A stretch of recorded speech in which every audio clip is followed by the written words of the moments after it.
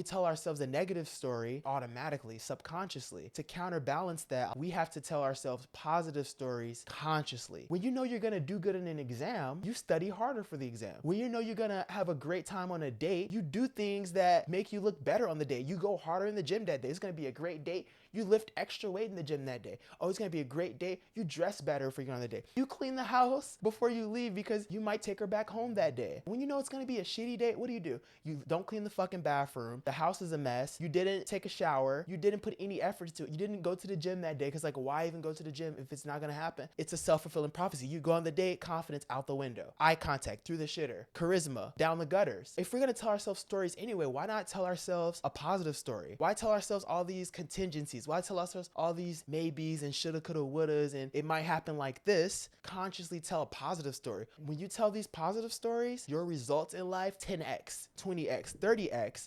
Eating to live, yeah, I'm living to eat. Catch me enjoying vegan recipes. Fiend for chlorophyll.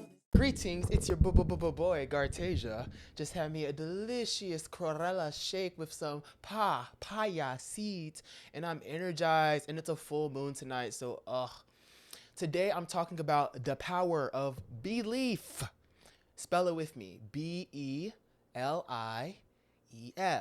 belief. This 6-letter word will take you to astronomical places.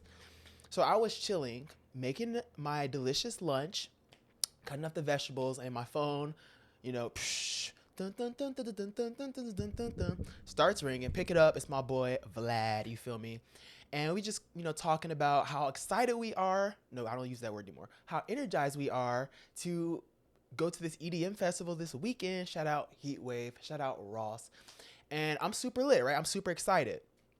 And we're talking on the phone, blah, blah, blah. And then we start talking about, how's his relationship going and how's his business. He's this super macho, like go-getter, ambitious guy. And, he deals with a lot of like nitty gritty, greasy, like construction workers or construction firms. And he has to do a lot of negotiating and he has to be like really tough and know how to talk to people. So that's his job. That's his sphere. So he sees things through like a lens of, you gotta capitalize. You gotta take advantage. You have to not show weakness. That's his whole philosophy. He's a great guy though. That's the only reason I keep him in my circle. No one in my circle is A, not on their path of being their best version, and B, the same as me. I want two things. I want someone to be on their path of greatness, like hungry for it. And the other thing I want somebody who thinks a little differently from me. Two people who think exactly the same, you don't grow. So I love how he's one of my friends. People will say like, I don't see how you all are friends because our views are very different. However, our friendship is so much deeper than that. He's had my back and I've had his back, that even though we have different views, we're always able to talk and discuss and have conversations, and we're reasonable. So I love that kind of dichotomy between us. The point is though, he told me how the reason he's able to do this, the reason he's able to make all these deals, the reason he's able to win all these contracts and these bids, they go to him a lot of the times, is not because he has to convince people. It's not because he has to pretend to be somebody he's not. He says that it's literally because every day he wakes up in the morning and he has this belief. He's actually atheist. I wouldn't call him atheist, but I would say he's prognostic. So he does not say that there isn't a God. He just also is not like believe that there's like this version of a God like Jesus or whatever, or like Allah. He's just spiritual, I guess you could say, but he's not spiritual. He believes that there is a greater power in the universe. There we go. And essentially his belief of his version of God is essentially just an ideal to strive for. It's essentially the perfect version of him. So say if he didn't have any flaws, say if he didn't have any hiccups, say if he did everything flawlessly and everything was symmetric, that's his ideal of a God. It's just something to strive for, an ideal. And he said that that's what gives him purpose. That's what gives him the fuel to wake up every morning. That's what gives him the energy to go the extra mile, to be an example to his employees, to make the hard decisions. He said that's what powers him. And most importantly, that's what powers him to do the right thing. Because he made a good point. He said that a lot of, not to kind of put people in a box, but for even me personally, a lot of atheists, people that I know, people who aren't spiritual, who don't believe in anything, there are exceptions. There are obviously exceptions of people who don't believe anything and are still successful and still are good people. I believe Tyler the Creator is atheist and very successful, very creative guy. So it's not everybody. However, a lot of my friends who claimed atheists and kind of just dismissed any form of spirituality, kind of these skeptics, critics, there's just everything is just nihilism. A lot of times they're in this really dark space and they're not open to just being in the moment. They're not open to kind of just falling in love with belief, or they're not open to having faith in something, right? They always need like hardcore evidence for everything. And I'm just like, do you want to find evidence to prove that you're right, or do you want to be happy? A lot of these people would rather be correct. A lot of these people would rather be right than be happy. And it's just like, if I'm wrong 24/7 and I'm happy and fulfilled, I'll take seconds. You know, if I'm incorrect and my ego gets hurt every single day, but my spirituality is growing, my bank account's growing, my health is growing, can I get seconds, please? If I am, constantly being, told a better way to do something, if I'm constantly screwing up on a daily and I have a mentor or somebody who I respect and is a few steps ahead of me from where I want to go, and they're telling me I'm on the wrong path, and day after day they're, whipping me into shape, and then the benefit is I'm able to see things through a different lens. The benefit is I'm seeing growth in the way I think. The benefit is my creativity skyrocketing. Can I have seconds? Sign me up. And where do I sign? Where's the dotted line? So a lot of people want to be right. A lot of people want to be correct, but at what cost? Correct at what cost? At the expense of what?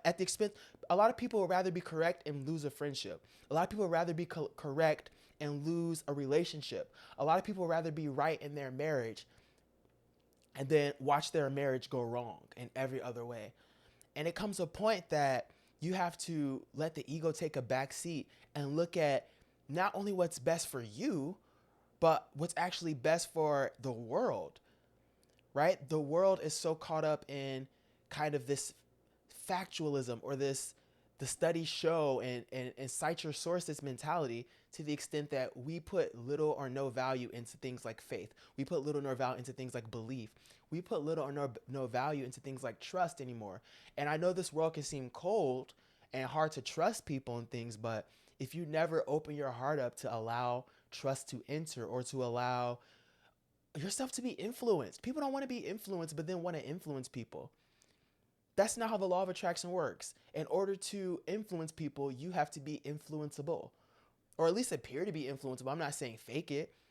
If you're there stoic and unchanging and never understanding, and I'm right and you're wrong all the time, and then you get frustrated that people never listen to you, even if your advice might be right, even if that person does the wrong thing knowing that you told them not to do it, even if that person did the exact same thing you told them to do, but because someone else told them, you got mad, right? You can't even be mad, because that person still did that regardless, because they're going to say, well, this person doesn't listen to me, aka, i.e., he's not influenceable, so why should I be under their influence? So the key to being a good leader is being a good follower, knowing when you're wrong and knowing when to bow down, bow your head, and even when you're right, learning to communicate your rightness in a manner that is receivable and respectable. You're not belittling people, you're trying to guide people.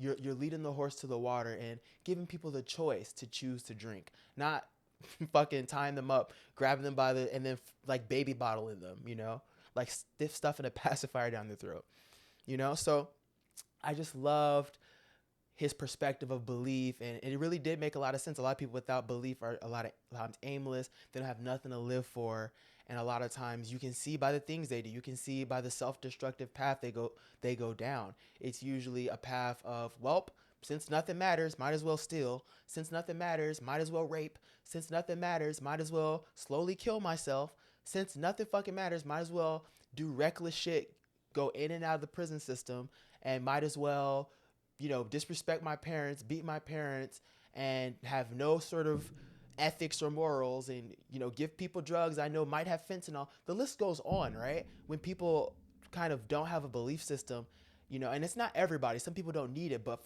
for a lot of people, and it doesn't have to be God, it doesn't have to be Yahweh or Allah, but have something. It can even be something, a purpose. It can even be a sense of fulfillment. Just have something in life that is giving you a reason to wake up in the morning, and then just use that, or just be like my friend, have like an ideal version of yourself that you strive to be. And yeah, just beliefs can take you so far. And it's like another thing that happens, like yesterday I'm at this yoga class. Shout out Zen Garage. Amazing. I go there, my friend takes me there, and it's just beautiful. The whole vibe, like the moment I open the door, just the demeanor of everyone there, the receptiveness. I love how, the people at the desk were having a conversation. It felt like a community. And I like that. I like that energy when I'm doing yoga somewhere, because in yoga, I try to model the the feeling of a tribe, the feeling of a village coming together, right? And when I go somewhere else and I sense that feeling of a village, I feel welcome. So right off the bat, good vibe. So our instructor, shout out Rachel, I actually was a little late for class, like a minute late. So I get my mat, I settle down, I'm doing the poses, and I just loved the way she was demonstrating the poses, and how she was, also guiding us, but not forcing us to do this specific movement, or breathe this specific way, or you know, force this position even though it's uncomfortable. She kind of would guide you and tell you the direct way to go, but also giving you leeway to kind of trust your body, trusting us students to do the best we can, give us the chance to prove ourselves instead of just turning off and just going on autopilot. And I bring the story up to say there was this certain pose where we had to put our legs, I think it's butterfly pose, and it was more so try to balance your weight on, the heels of your feet. And she was like, try to keep your legs symmetric, but also if it's not symmetric, that's okay, because nothing in life is perfect. Nothing in life is symmetric. And I was thinking about the yoga position, but I was also thinking like, that's like such a principle, like a fact of life. It's like no two things are, even identical twins aren't completely identical. Even, a butterfly's feathers, one wing will be a little different from the other wing. And it's like, I like how she said, we strive for symmetry in life, right? That's that ideal. That's that God in us. We strive for it. But also to say that don't beat yourself up when you don't reach that point of perfection. Don't beat yourself up for not having symmetry. Just like human features, like they say the most beautiful faces are the most symmetrical faces. But even the most symmetrical people don't have perfect symmetry. Nobody has perfect symmetry, right? There's people with better or less symmetry, but nobody's perfect. So what does that say? That's saying that you still strive to be your best, still strive to do your best, but when you fall short, just know that that's a part of the process, and there's no shame in that, right? And that's that belief to have, is I believe that I have the ability to strive for that virtue, and I know that I can do it as long as I don't feel the feeling of dissymmetry, or as long as I don't let the setbacks, as long as I don't let the disappointments in life stray me from that path of still striving for that perfection, right? And I don't even like to use the word perfect, but just striving to be the best version that you can. And just the power of belief is so strong.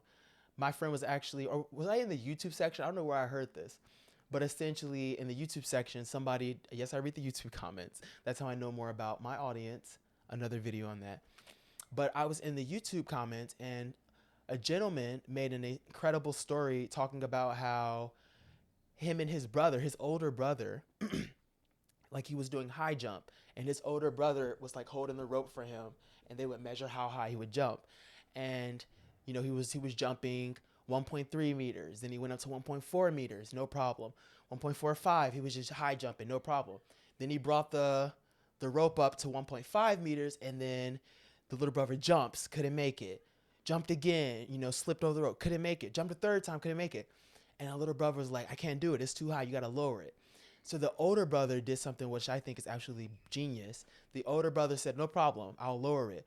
So he told his little brother he'd lower it, but actually when his little brother like kind of turned around or wasn't paying attention, he actually raised it from the 1.5 meters to like 1.6 meters. And he said, "Okay, yeah, I lowered it." He told his little brother he lowered it, and then the little brother jumped over it, no problem, without any problem. Just like he jumped over the ones before 1.50, this was 1.6. So 1.6, if you don't know, that's like 10 centimeters more than 1.5. That's almost like half a head taller. That's like 6 inches, maybe three or 4 inches higher. So not only did he jump his previous record that he couldn't even make it, he jumped effortlessly like a gazelle, breezefully over the higher 4 inches taller. And literally the only power of that was literally the power of belief. He believed that he could do it, so he just did it.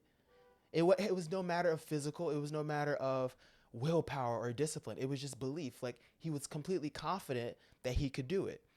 And obviously you could say, oh, the brother tricked him. And it's like that situation does always happen. But that just illustrates how powerful belief is. And a lot of times, we manufacture stories anyway about an outcome, right? Like, say you're going on a date. How many of us say, okay, she's not going to sleep with him the first night? Or how many of us say, even though that's not something my listeners should be striving for, but just let's say, for example, you say, oh, she's never going to want to date me. She's never going to want to sleep with me. Oh, she's never going to go on another date with me. She's going to ghost me after this, right? A lot of us tell stories anyway, right? Or even like first time you pick up a guitar. A lot of us tell stories that, oh, I'll never be good at guitar. I heard my friend, he said it hurts your fingers. He said it's the hardest instrument. I'll never be good, right? So we talk ourselves out of doing it. Or when we do it, we're less confident because we already told ourselves stories.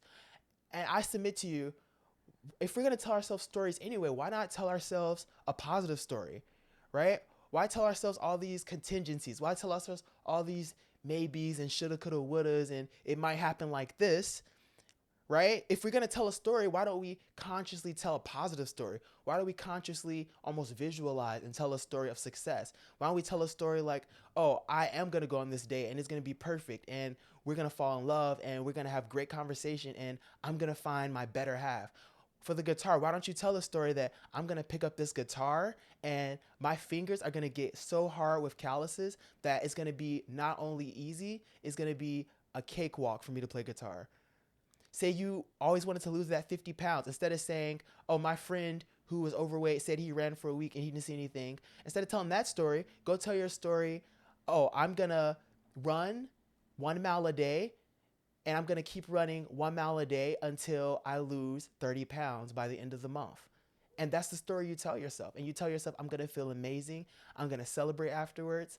And I'm going to have so much more confidence in myself as I do that. So when you tell yourself these stories, a lot of times we tell ourselves a negative story, the negative script automatically, subconsciously. What happens is to counterbalance that, a lot of times we have to tell ourselves positive stories consciously. So negative happens unconsciously for a lot of us. However, the good thing about habits is everything is a muscle and it doesn't have to be that way. Just because it's the way it is doesn't mean that it has to continue to be that way. And the way to reverse that damage that's been done, that negative mentality that's been done, you have to consciously tell positive stories about yourself. And over time, you'll get to a point where you'll still tell little negative stories, but then you're also telling, but maybe this could happen, but it could go right way. And you'll get to a point, you'll get so top heavy on positive stories, the negative stories just vanish in the distance. And when you tell these positive stories, your results in life 10x, 20x, 30x, because not only are you getting the energy from preparing for it, when you know you're going to do good in an exam, you study harder for the exam. When you know you're going to have a great time on a date, you do things that make you look better on the day. You go harder in the gym that day. It's going to be a great date. You lift extra weight in the gym that day. Oh, it's going to be a great day. You dress better for you on the day. Oh, it's going to be a great date. You clean the house before you leave because you might take her back home that day. When you know it's going to be a great day. When you know it's going to be a shitty day, what do? You don't clean the fucking bathroom. The house is a mess. You didn't take a shower. You didn't put any effort to it. You didn't go to the gym that day because, like, why even go to the gym if it's not going to happen? And what happens? Because you actually did the actions, that actually lower your confidence, it's a self-fulfilling prophecy. You go on the date, confidence out the window, eye contact through the shitter, charisma down the gutters. And it's not because it was going to happen anyway. It's because the belief you had, first of all, it turned anticipation into anxiety. And second of all, you didn't even do the actions to prepare that would have gotten you in the right headspace to crush the date. So belief is a two-headed blessing. Is a blessing in the sense that it builds so much anticipation and energizes you for the task. And also, by thinking those positive habits, you actually modify your behavior leading up to that event so so both of those things increase your chance, so that increases the chances. So just belief is just so powerful. And a lot of times we think that things aren't possible until we see somebody do it. A lot of people say, oh, that sounds all good, but how can I have belief in myself if I've never done it before? How can I build belief in myself if all I see around me are examples of failures? How can I build belief in myself if nobody's ever believed in me? Some people don't believe in themselves because they've never been believed in. And the key to doing that is before anybody believes in you, you have to believe in yourself. You have to believe in yourself. The first person who ran a 4-minute mile, like the 4-minute mile was never, they literally said, like, philosophers in ancient Greece and all throughout the medieval times and even during the early industrial ages, the 4-minute mile was deemed impossible. And I believe it was broken for the first time in like 1940. And literally within a year of it was, people knew, oh wow, the 4-minute mile could be broken. Within like that same year, 4 more people broke the 4-minute mile, whereas literally throughout the beginning of time, no one had done it. So it's not a matter that things are physically impossible. It's just a matter of belief. Once people believe they could do it, a lot of times they did it. Not a lot of times, almost all the times they do it. It's literally that simple. People literally heal from belief. There's this story, like there used to be a science channel back in the day, I don't know, but there was this story on a science channel. Literally, there was this doctor, I forgot the TV show, but there's this doctor and he had a terminally ill cancer patient. And the cancer patient kind of had given up, had been undergoing chemotherapy for such a long time, under radiation. They gave him all the, traditional medicine trying to help with him. And pretty much it was at a point where the doctor almost, tell him a time, you got this much time left and, let's just make the rest of your days easy. But the doctor decided to do something different. The doctor decided, even though the medicine wasn't working, even though the treatment wasn't working, the doctor decided after their next examination, after the next time the doctor ran tests and gave him the medicine, the doctor went to the patient, super good energy, told the patient, I can't believe this. The treatment is finally working. The x-rays are showing proof of the cancer going away. Looks like you're going to be in great shape. We're going to keep giving you this treatment and you're going to be good to go. The doctor tells the patient this, right? And the patient's like, yes. The patient built up so much positive energy and so much beautiful anticipation and joy and just positive energy in his system that the doctor, knowing full well that he just told a blatant lie and everything was actually terrible, but just because he gave that patient that much hope, because it was like nothing else to do. So the doctor was like, at this point, fuck it, let me just try to do that instead of just let me go by the books and tell him the truth.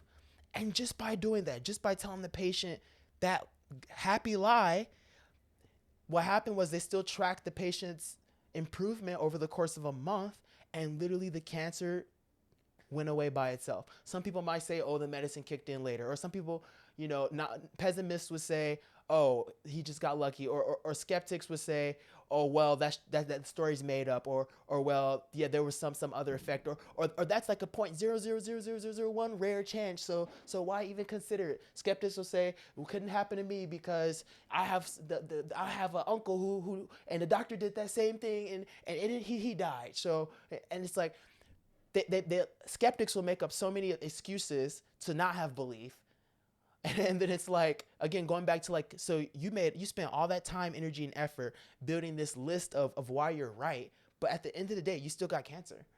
Skeptics will build this long list of why they'll never be successful with girls, but and X, Y, and Z, and they tried everything. And then, but you don't go outside. You don't meet people. You play video games all day.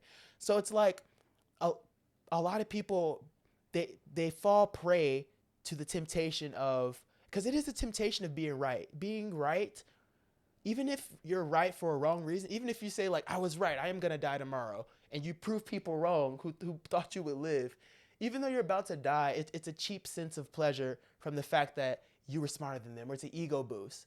And the sad thing is, this today's society, a lot of men opt for the low hanging fruit. A lot of men opt for the cheap thrill of that ego boost of being right.